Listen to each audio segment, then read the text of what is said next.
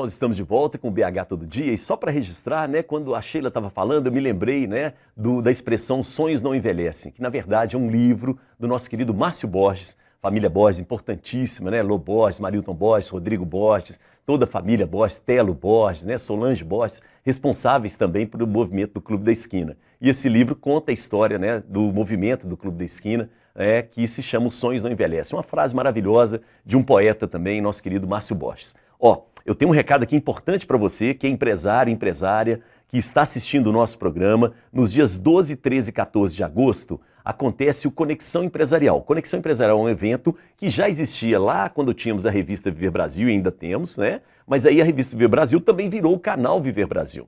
E aí o Conexão Empresarial sempre traz empresários, empresárias para falar um pouco, né, sobre empreender no Brasil, os desafios, né, são palestras. E paralelo às palestras, desta vez agora em agosto, o evento cresceu e a economia criativa entrou também. E nós vamos ter uma feira de negócios, de produtos e também uma feira trazendo gastronomia e cultura, aliás com o apoio da Casa Outono. E vai ser muito legal, isso tudo no Minas Centro. Então, paralelo ao Conexão Empresarial com conteúdo, nós vamos ter o Conexão Empresarial, que traz uma feira de oportunidades. E se você é empresário e quer ter um stand na nossa feira, você tem a oportunidade. Tem algumas questões aqui que você tem que levantar. Primeiro, você vai ter que entrar no Instagram Conexão Empresarial, que acabou de aparecer. Vai lá, o @Conexão Empresarial. Você vai dizer o seguinte: por que você acha que a sua empresa ou o seu produto deve estar no evento Conexão Empresarial, tá? Aí você vai justificar, escreve rapidamente um texto curto, se defenda, né? Defende o seu peixe, venda o seu peixe, o que a sua empresa produz, né? Quais os mercados e pontos de venda que você já atende, tá? E você vai também dizer pra gente qual que é o seu faturamento médio atual, mensal, combinado? E aí a empresa tem que ser uma empresa mais nova, tem que ser de 2017 para cá, ou seja, com 5 anos de fundação. Então vai lá no Instagram, @Conexão Empresarial, e você pode ser o sortudo, a sortuda, a ter um stand, né, totalmente gratuito dentro do nosso Conexão Empresarial. Resultado sai no final desta semana, combinado? Não deixe de participar. E eu preciso colocar aqui a Flávia no papo, porque ela falou comigo no intervalo que, prestando atenção na Sheila, sim, você lembrou de Itabira e de um detalhe na sua vida que é importante e tem um objeto que é de todo mineiro. Vamos lá. Trem de ferro, né? Trem de ferro. A Sheila falou que era de Itabira, Sheila estava dizendo que me vem muito à memória, né? Minha avó, a família da minha mãe é de Resplendor. E hoje o trem vai até Vitória, né? Sim. Mas durante muito tempo ele não vinha a Belo Horizonte, né? Ia até Itabira. E aí eu lembro que o trem parava e o meu pai, a gente pequeno, assim, tinham poucos ônibus de lá para vir para Belo Horizonte. Então, assim, não tinha ônibus para todo mundo, não podia perder tempo. Então, ele pegava a gente pequenininho, passava pela janela do trem e falava assim, vai correndo e segura o lugar na fila, sabe? Gente do céu. E aí essa memória ficou, assim, né, durante Mineiro muito não perde tempo. o trem nem o ônibus, né? Exatamente. E o inverso também é verdadeiro, porque meu pai trabalhava na Vale e a gente tinha passe nesse trem. Então a gente ia de Itabira para Vitória, as férias todo ano eram em Guarapari, não sei o quê, por causa do trem, que era de graça. Isso mesmo, é uma viagem tanto, hein? Viagem tanto. E voltou agora a funcionar. É o trem até Vitória. Muito bom. Conheci só Resplendor pela janela. Pela janela, né? E é uma vista maravilhosa a viagem, vale muito a pena. Legal. Flávia, vamos falar um pouco da questão da maternidade, né? Como é que ela mudou a sua vida? Então, eu, né, tenho um filho de 2 anos e meio, mas minha história com a costura, com o artesanato começou há muitos anos atrás. Eu comecei pelo artesanato, mas meu sonho sempre foi aprender a costurar. Sim. A minha avó é costureira de uma vida inteira, assim, costura até hoje, e eu considero que eu herdei isso dela. Ela nunca me ensinou a costurar, mas de alguma forma eu sei que eu herdei dela. Tá no DNA. Do DNA, porque e dos 7 filhos, dos trocentos netos, só eu que segui esse caminho. E aí comecei pelo artesanato, fui aprender a costurar lá no Senac, tipo há 11, 12 anos atrás. E nunca mais parei, continuei me especializando e me especializei em modelagem industrial. Trabalhei aí por volta de 9 anos nesse nicho de moda feminina. Isso. Até que eu era funcionária pública também, trabalhava em Betim, meio período como funcionária pública e conciliei durante esses anos todos essas duas coisas. Até que eu me tornei mãe, e aí tudo mudou. Você achava que trabalhava muito, né? Exatamente, eu achava que estava dando conta de tudo, Isso. Até que o Otávio nasceu. E ele nasceu em janeiro e em março veio a pandemia, assim, Eu ia te perguntar isso, 2 anos e meio. Nossa, que loucura. Então, hein? quando eu estava me preparando, assim, para retomar, vi 3 meses, ele estava com 3 meses, aí veio o lockdown, assim, e aí nós ficamos 1 ano dentro de casa. E aí eu comecei a repensar, assim, tudo na minha vida, né, como que ia ser. Voltei a trabalhar ainda na escola, assim, a gente tinha escala, essa coisa toda. Mas aí eu vi que era impossível conciliar o serviço público com o ateliê, com a maternidade, né? Seria impossível. E aí aconteceu uma coisa também, que os meus olhos se voltaram totalmente para essa área da maternidade. Eu, né, já queria trabalhar com alguma coisa de bebê, porque isso aconteceu muito ao longo da minha carreira. Assim, quando eu estava grávida, eu queria fazer roupa para gestante, porque era de uma dificuldade Você que eu tinha enquanto né? gestante. E quando ele nasceu, eu falei, não, eu quero trabalhar com enxoval de bebê. E aí eu tomei essa decisão, assim, ele estava com 8 meses quando eu comecei a trabalhar, mudei as minhas máquinas, fiz outros cursos, falei, vou começar a trabalhar com enxoval de bebê. E comecei, me apaixonei cada vez mais e fui seguindo isso, trabalhando em casa, meu ateliê estava em casa. Aí quando foi ano passado, eu tomei a decisão, assim, de sair do serviço público, porque Puxa vida, hein? para me dedicar totalmente, né, ao ateliê, que era um projeto meu de uma vida inteira também. Em pleno momento de crise no país, né? De crise, muita sim. coragem. Eu ouvi Parabéns. muita coisa assim mesmo, de, né... Aposto que muita gente falou isso, cuidado, cuidado, né? A estabilidade do serviço público, né? Uma coisa que pesa também, né? No momento que a gente vive no país, tudo isso. Mas assim, motivada por muita paixão, eu gosto muito do que eu faço. Comecei a me especializar no enxoval de bebê e agora em janeiro eu tirei o ateliê da minha casa, aluguei um espaço e ampliei o ateliê. Então estou com esse espaço lá maravilhoso, o ateliê fica em Betim. E estou dedicada totalmente hoje ao Otávio e ao ateliê. E ao ateliê. Maravilha, que e foi uma forma que eu achei... filho não faz, não faz, exatamente, né? É incrível. exatamente. Assim, foi uma forma que eu achei de conseguir, né, conciliar tudo e graças a... Engraçado, que quando eu me tornei mãe, no início, eu achava assim, ai, nossa, ficou tudo muito difícil. Mas o filho dá exatamente essa força pra gente de correr atrás de coisas que antes eu não conseguia, sabe? Sim. Você é mãe também? Eu sou mãe e vó, né? Nossa, mãe 2 vezes. E como é que foi isso aí, não é? Olha, quando eu estava falando de África, eu trabalhava na Mendes Júnior Internacional. Quando a primeira obra que a Mendes Júnior, obra grande, né? A Mendes já estava na África, na Mauritânia, e abriu no Iraque, Isso, né? Abriu a ferrovia, eu né? me lembro disso. E eu era titular de treinamento da Mendes Júnior. Então, todo mundo que foi para o Iraque tinha que passar por tinha você. que passar por mim, né? E eu treinei mais de 4.000 homens, né? Homens, Isso. considerando homem e mulher, né? E não só aqui, como eu abri também treinamento em Portugal, fiz na Espanha. E lá, o que acontece? Meus filhos, meu mais novo tinha meses de idade quando eu comecei.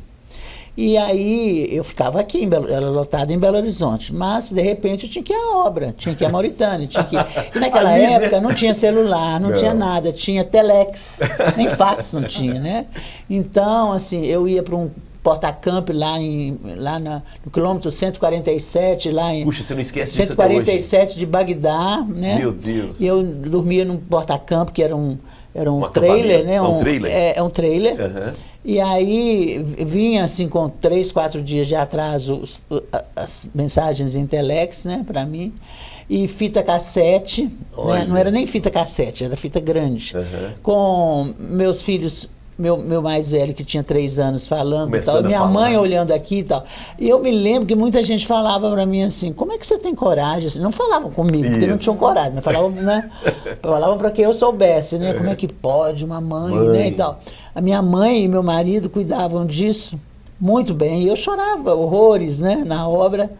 Mas era o meu trabalho, culpa, né? E eles iam Aquela crescer. Culpa que é terrível, e os meus né? meninos deram certo. Isso aí. E me agradecem até hoje por ter feito isso. Parabéns. Então eu acho que assim, mãe é muito mais quantidade de amor e qualidade de amor do que extensão. Isso é extensão, isso aí. Né? Concordo plenamente. A paixão pela moto vem do pai, vem da mãe, vem da família? Vem da família. É mesmo? Como é que foi isso? Vem da família, desde quase recém-nascido já tem foto em moto. Olha que legal. Eu até mandei uma aí, tem assim, é paixão mesmo, né? Tá no sangue. Vamos dar uma conferida? Você falou que mandou? Produção, vamos colocar. Olha que barato. Que isso moto é essa, hein? Isso é acho que é uma 150, que era de um tio meu. Olha só. E essa aqui? Essa já era uma 750, que era do meu pai. Quem tá junto contigo? É seu irmão? Minha irmã. Quem? Minha irmã. Sua irmã? Olha, ela também é motociclista? Não. Lá em casa fui só eu que... Só você? Meu irmão agora tá começando. Aham, muito bom, hein? Olha que barato. Ótimo isso. Mas você não podia guiar com a moto ali, né? Ali ainda não, ainda não. E o que eu posso falar motoqueiro, motociclista? Tem uma diferença? Não, acho que tem muita gente que fala, né, que tem diferença, mas acho que é o Você sentir mais considera confortável. esses caras que estão ralando na rua, entregando as coisas, que na pandemia, inclusive, né, trabalharam muito, você considera eles também motociclistas? Claro. Acho que tá em cima de duas rodas ali com motor é motociclista. Correndo risco, inclusive. Correndo Exato. risco. Eu queria falar disso. Tem muito desrespeito às pessoas que andam de moto em Belo Horizonte? Eu acho que o trânsito de Belo Horizonte é uma coisa, né, uma conversa à parte, né? Eu acho que falta de respeito é muito grande. E tem muito motociclista, motoqueiro também, que não se faz ver. Isso. Né? Então, assim, não é culpa só do motorista. De carro, de O ônibus. motociclista também ele não se faz ver. Eu acho que as leis do trânsito para moto, o mais é atenção. Se você não tem atenção e você não é visto, eu acho que é muito perigoso. Então faz parte da boa condução da moto também se mostrar? Exatamente. E como é que a gente se mostra? O que seria isso? Eu acho que a moto ela tem que estar num espaço de um carro. Tá. Né? A moto ela não pode andar no meio da faixa, ela não pode andar no ponto cego do carro, do caminhão. Então isso é quase uma sobrevivência. Você não pode, você tem que estar onde o carro está. Né? O Marcelo, outro dia eu vi, não sei se é uma reportagem, em São Paulo, uma faixa especial só para motos. Isso seria interessante? Eu acho que sim. Existe uma lei, né, que fala que o motociclista ele pode andar na faixa quando tiver trânsito. Isso é a lei. Né? Em São Paulo, acho que eles criaram nas marginais mesmo, agora uma faixa para moto. Diminuiu acidentes. Diminuiu acidentes, mas São Paulo um volume muito grande, né? Então, assim, aqui é menos volume. Mas talvez a gente precise pensar nisso daqui Sim, a um tempo. mas né? eu acho que já nos sinais nas grandes avenidas, já tem um espaço na frente do sinal para estacionamento de moto, né? Para a guarda do sinal de moto, né? Eu acho que, assim, são veículos que estão interagindo ali no trânsito e todos eles têm um espaço. Legal. Né? Eu acho que nossas ruas de Belo Horizonte são muito pequenas, muito estreitas, né? E o motociclista ele não tem muito por onde passar. Então pode criar alguma briga de trânsito, alguma coisa assim. São Paulo não, é diferente, né? São faixas largas, né? Agora, a sensação de liberdade é um negócio fabuloso na moto, né? O pessoal fala muito, e eu concordo, né? Acho que quando você viaja de carro, você vê a paisagem. Quando você viaja de moto, você é a paisagem. Legal. Ótimo isso, hein?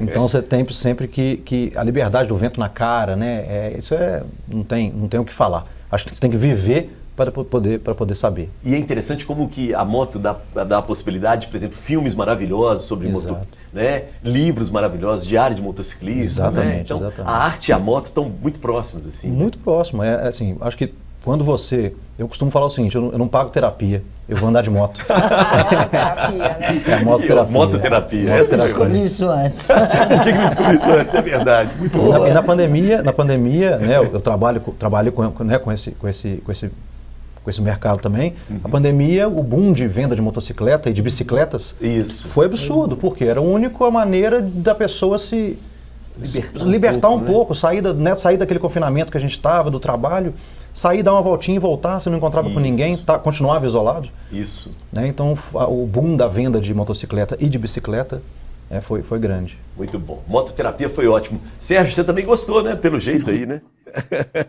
Você faz Jeep terapia. Eu gostei da mototerapia, porque eu faço a mesma coisa com a trilha. Eu pego, e quando não está chovendo, quando o tempo está bem, você pega o Jeep sem capota e é quase a mesma sensação. Mas, de fato, eu tenho inveja, sabe, Marcelo? De vez em quando eu estou num determinado tipo de lugar, de paisagem, aqui na moto seria outra conversa. Acho que na próxima encarnação eu tento de novo. Essa é uma pergunta que eu queria te fazer. Tem idade para você aprender a andar de moto? Acho que não. Não? Acho que não. Tem pessoas mais velhas, né? Pessoas idosas? É um hobby democrático, vamos falar assim, né? Eu acho que qualquer um pode andar. Né? Eu acho que no ritmo de cada um. No ritmo também. de cada um, exatamente. Tem esportes mais arriscados, tem o hobby, né? Tem a trilha, né? O pessoal que gosta de trilha. Então depende muito da sua vontade. Muito né? bom. Sérgio, eu preciso agora entrar no assunto, né, do seu livro, que eu achei interessante, assim, O Intérprete de Borboletas. São relações familiares, né, conflituosas, pai, mãe, filha, adolescente, né, tem irmãos, mas tem um personagem que é o velho. Eu queria que você falasse, né, um pouco de geral assim, mas dá uma destacada nesse velho pra gente, por favor. Claro. Tem uma coisa curiosa que esse livro foi escrito também no confinamento, né, na pandemia. Eu desandei a escrever porque era danado esse negócio de você não poder sair e ao mesmo tempo vendo aquela loucura toda que foi a pandemia no seu momento mais fatal, né? E essa história, na verdade, eu me inspirei para escrever um dia que eu conversei com uma adolescente que estava muito deprimida porque tinha sido cancelada física e virtualmente pelas melhores amigas do colégio por divergência política, porque pensavam diferente a respeito da situação política do Brasil. E ela estava muito deprimida, ela acabou tendo que trocar de escola e fazer um esforço e ser ajudada para poder voltar a interagir com uma certa tranquilidade, né?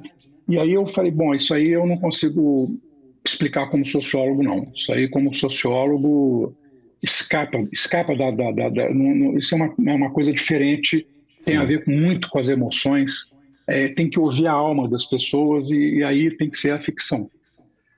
Normalmente é o que acontece comigo, né? O meu outro romance também, o anterior, Que Mistério Tem Clarice, me foi inspirado por uma pessoa que tinha mudado completamente de identidade depois da vida clandestina durante a ditadura militar. Então eu comecei a escrever o livro e construir esse enredo, que são dois núcleos familiares que são invadidos no seu cotidiano, na sua vida pessoal, na sua vida afetiva, por essa polarização emocionalizada, radicalizada, extremada, em que o Brasil entrou e, na verdade, vários outros países do mundo entraram. Eu vou muito aos Estados Unidos e vi essa polarização nos Estados Unidos também. Minha mulher fez um especial para a TV na Sim. Venezuela, logo depois da primeira Constituição do Chávez, e entrevistou um casal que brigava assim fortemente por conta da nova Constituição. Um era a favor, o outro era contra. Sim. E ele diz, bom, então invadiu mesmo, né, o cotidiano das pessoas. Mas eu queria também construir um oásis.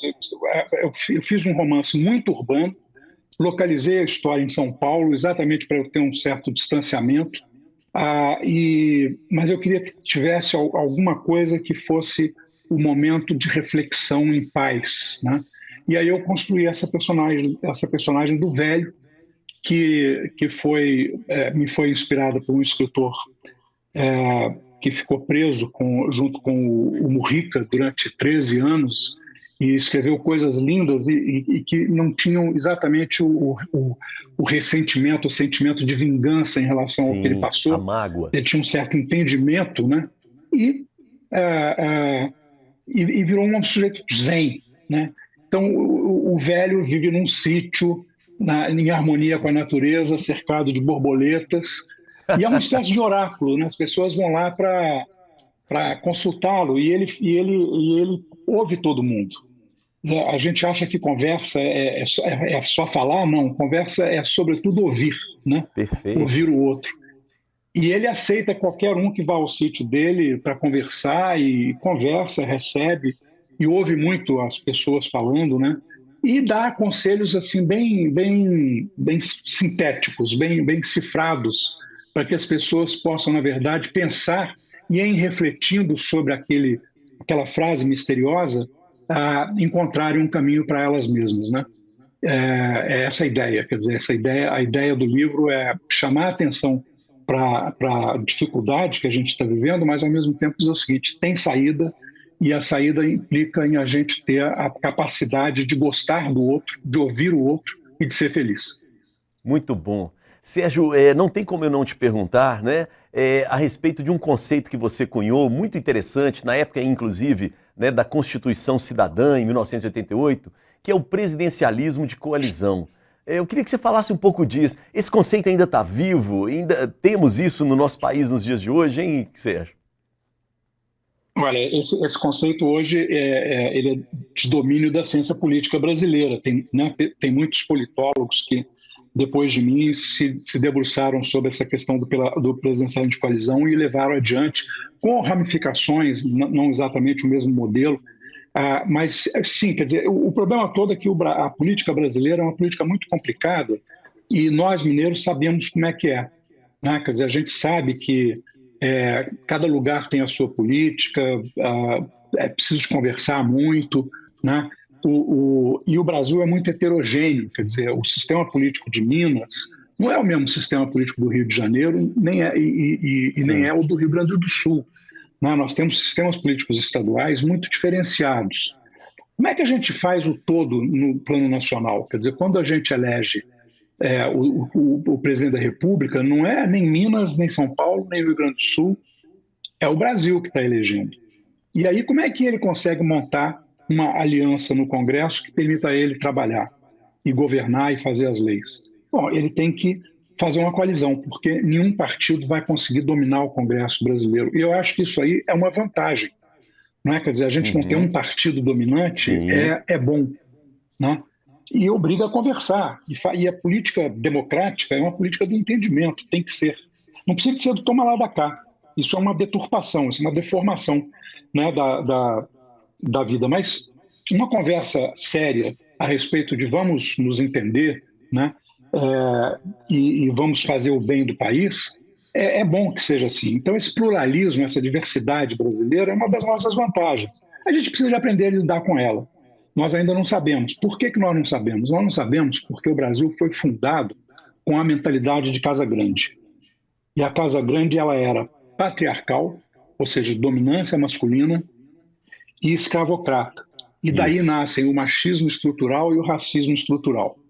Então, isso faz com que a gente não consiga tirar a riqueza toda que a gente tem da nossa diversidade social, né? E incorporando os negros, os indígenas, as mulheres, todas as pessoas, do jeito que forem, porque isso produz mais criatividade, produz mais riqueza de soluções, são mundos diferentes, são vidas diferentes, experiências de vida diferentes que ajudam a gente a construir. É a mesma matéria-prima que o escritor usa, né, para poder construir um enredo que seja diferenciado, não seja simplesmente uma ficção dele mesmo, né?